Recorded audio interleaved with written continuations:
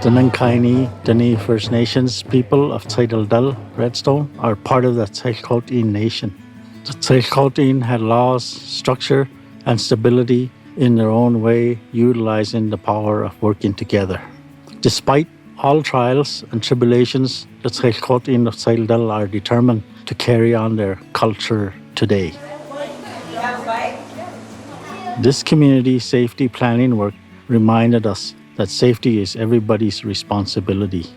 Communicating with the community in a meaningful way on things like bullying or violence helps ensure everyone in the community understands we are a nation that works together, where we take responsibility to help each other feel safe. To help my community members, and strive for a better, healthy, safe community. So that's my passion. The Aboriginal Community Safety Planning Initiative supports Indigenous communities to identify risks to community safety and develop their own community safety plan, or what we refer to as a CSP, to address those risks. What makes this process different and effective is that it is led by the community, with guidance and support from Public Safety Canada officials. Aboriginal community safety planning is grounded in the understanding that healing is an integral part of the journey. The community-driven approach of CSPs ensures that the resulting safety plan addresses the priorities identified by the community that are specific to their particular circumstances. During the development of CSPs, the community also identifies their own strengths, assets, and safety and wellness goals, so that community members can prepare for their role in the journey towards a healthier and safer home and community life. Community safety planning is not just writing a plan. Rather, it is a long-term process that starts by looking at where the community has been and reflecting on historical impacts.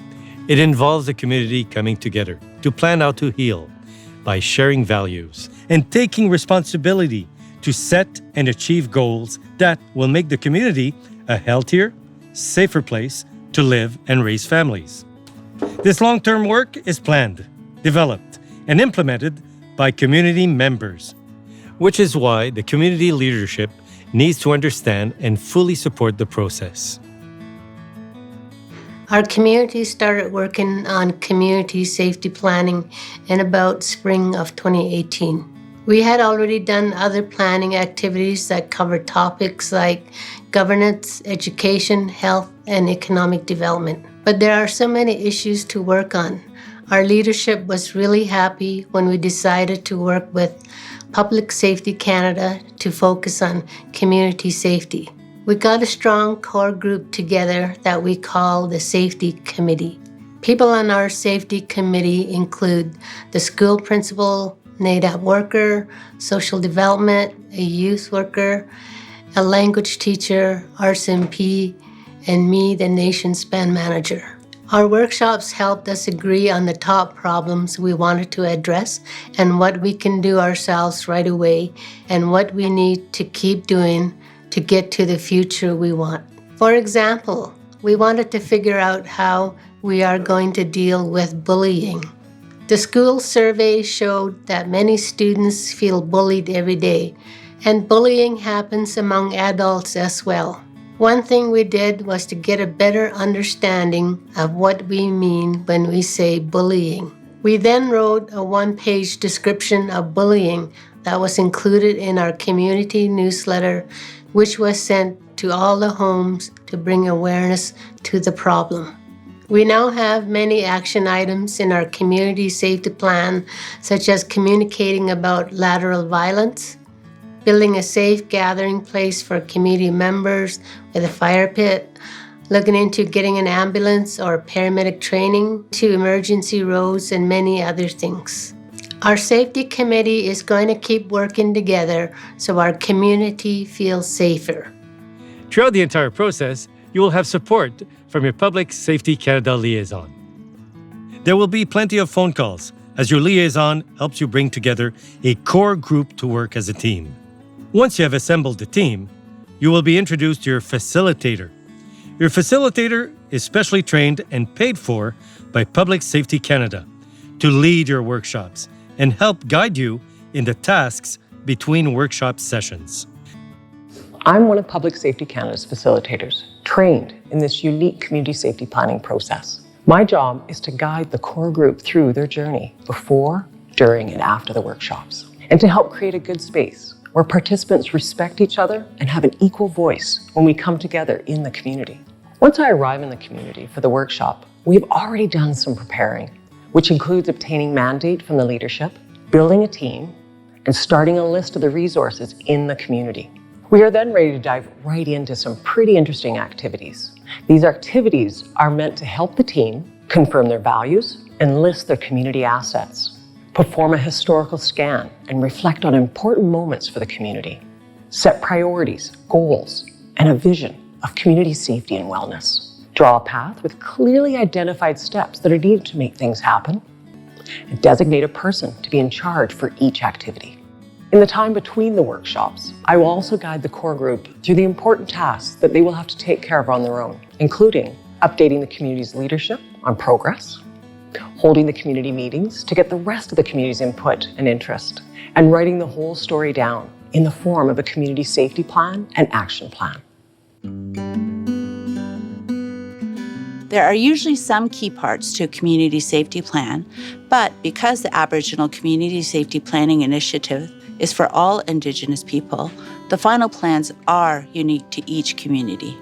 The community safety plan may include expression of the community's vision, use of traditional language, an explanation of the community's approach toward community healing, recognition of the community's ties to culture and traditions, agreed upon community goals, activities to support each goal, timelines for the activities, and a group or person responsible for carrying out each activity and the resources needed. Some plans incorporate community photos and celebrations or drawn artistic interpretations. Some have attestations from youth and elders demonstrating what is important to community and members. The process itself is adaptable. We can bring in culturally appropriate translators to make sure participants are comfortable communicating in their own way. We have also involved youth from the schools to change the dynamic. We often use the concept of the North Star as a guide through the process, but take into consideration the community's opinion of what is most meaningful, such as maybe a hunting tradition, or family, or living in real life. Typically, sessions incorporate traditional practice such as prayers, smudging, pipe ceremonies, drumming, lighting the kulik, singing, and whatever ceremonies the community members want to bring to the workshop. We bring paper and flip charts, but the community makes the workshops meaningful. As an observer, it is heartwarming to witness the generous spirit and feeling of pride in the community expand. One thing I've witnessed as a program development officer with Public Safety Canada is how different the outcomes of the CSP process can be for communities. For example, when we talk about successes, there is a community in BC situated along the Highway of Tears. They took action around the safety concerns of their members that come with outsiders and workers. They developed a plan to communicate policies around the safety of community members, including women, girls, and youth, with regard to hitchhiking along the road into town. Public Safety Canada worked with one community, with help from a gang intervention expert, to provide training and support their capacity development to better respond to gangs in the community. Once the mobilization and capacity are in place, they will establish a community watch program. The watch group will act as an intermediary between rival gangs, police, and emergency responders. Another example, the fact that a core group was created for our process allowed a community to react immediately to the threat posed by truckers stopping at a newly opened truck stop. Truckers were luring young girls with money or drugs in exchange for sex. The community negotiated with the store, which then installed cameras on their site. There is also an example of one community where the leaders stood up to lead by example. They developed and signed a community safety and wellness accord, which officially committed them to live a clean and healthy lifestyle to promote wellness and healing. Once the CSP is developed, everyone should have a good understanding of the community's priority challenges and the assets that can respond to these challenges. With the completed CSP, the core group should feel better equipped to talk with partners about solutions, and Public Safety Canada can help by bringing the plan to the attention of other government departments. I am Barb Martin, one of Public Safety Canada's facilitators. I have had the opportunity to deliver the community safety planning sessions from the beginning. More recently, I have been involved in the next steps by facilitating discussions organized by Public Safety Canada, where the community invites government partners to help them implement their plans. I have witnessed the establishment of new longer-term relationships and seen communities strengthen internally too. When a community has a safety plan, it is a launching point for discussion on how we, as partners, can work together, leveraging existing opportunities and resources. When we get together to look at what the community needs rather than simply offering what we have the opportunity to build something much more custom-oriented. Looking at community safety plan really gives you a sense of the people behind it. It reminds us that government policies and programs do have an effect on human lives. Being part of community safety planning at the front end lets us hear directly from citizens about local issues, concerns, and fears, which allows us to better target our ongoing efforts to solve, reduce, and prevent crime. Policing isn't only about enforcement. It's about people, strong relationships, and trust. Safety planning is crime prevention at its very root. The process brings police and community members together and reminds us we're all working towards the same goals. You have now heard about the Aboriginal community safety planning process from the beginning stages. From the first conversation with Public Safety Canada, obtaining commitment from leadership, building a core group of dedicated community members, and then working with a facilitator over several months or more as you engage with your broader community members, review your history, identify assets and resources within, set goals, and build that important long-term vision through your community safety plan. Community safety planning has brought us from working in a fragmented way with people putting in a lot of work from their hearts, but little progress. Now we are better organized and have a stronger team working together to achieve our safety and wellness goals. And I haven't heard anybody say, no, I don't think I want to be part of that.